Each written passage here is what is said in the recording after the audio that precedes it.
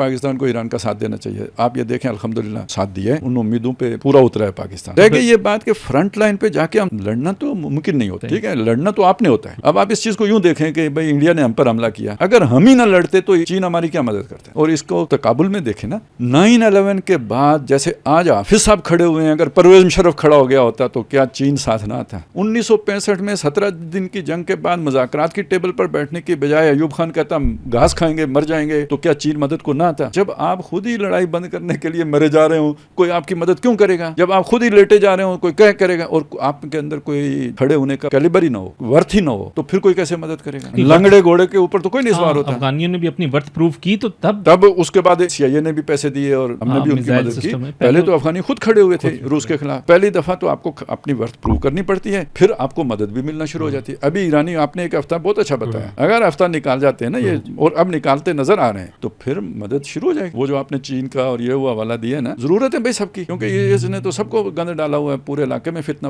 پیدا کیا ہوا ہے. دونوں نے, ادھر ہندوتوا والوں نے تو ادھر یہودیوں نے, تو یہ صفائی ہو جائے گی اس علاقے سے. اس وقت اب ضرورت یہ ہے کہ ایران اور پاکستان اور افغانستان یہ ذرا اپنے مسلکوں سے, نیشنلزم سے اوپر اٹھ کے کو ایگزسٹنس کی صورت پیدا کر کے مشترکہ مفاد کو سامنے رکھتے ہوئے, کنفیڈریشن کی بات بہت ارلی ہے, جس حد تک ایک دوسرے کے ساتھ کوآپریٹ کر سکتے, کم از کم ایک دوسرے کے خلاف استعمال نہ ہو, جتنی ایک دوسرے کی مدد کر سکتے ہیں اتنی مدد کریں. خالد صاحب اس میں ایک چیز اور بھی اگر آپ ایڈ کر لیں کہ اس دفعہ ایک خاص چیز ہمیں یہ بھی نظر آئی ہے کہ کم از کم سعودیہ کا ایک اچھا بیان جو ہے نا اس موقع کے اوپر آیا ہے. اصل میں سب کو احساس ہو گیا ہے, یعنی سعودیہ کو بھی اس وقت ہمیں اس کے ماضی کے آئینے میں نہیں دیکھنا چاہیے. ان کو بھی اندازہ ہو گیا ہے کہ اسرائیل کے عزائم کیا ہیں. مجھے یہ لگتا ہے کہ اس معاملے میں وہ بھی سوچیں گے, تو اچھی بات ہے, وہ اپنا ایک اتحاد بنائیں, ایک ادھر بلاک بن جائے, 2 پول بن جائیں گے ریزسٹنس کے, اور بہت اچھی بات ہو جائے گی. ایک دوسرے کے ساتھ تعاون بھی کریں, یہ عجم عرب کی تقسیم ختم کریں, اس مشترکہ دشمن. دیکھیں خوف ایک ایسی شے کہ جو کہتے ہیں نا کہ شیر اور بکری کو ایک جگہ پہ جمع کر دیتے ہیں, تو امت مسلمان کو ایگزسٹنس اور کا مسئلہ کھڑا ہے, ٹھیک ہے نا, تو کسی کی حکومت نہیں رہنی ہے, سب کی باری آنی ہے. تو پھر سروائیول کس میں ہے,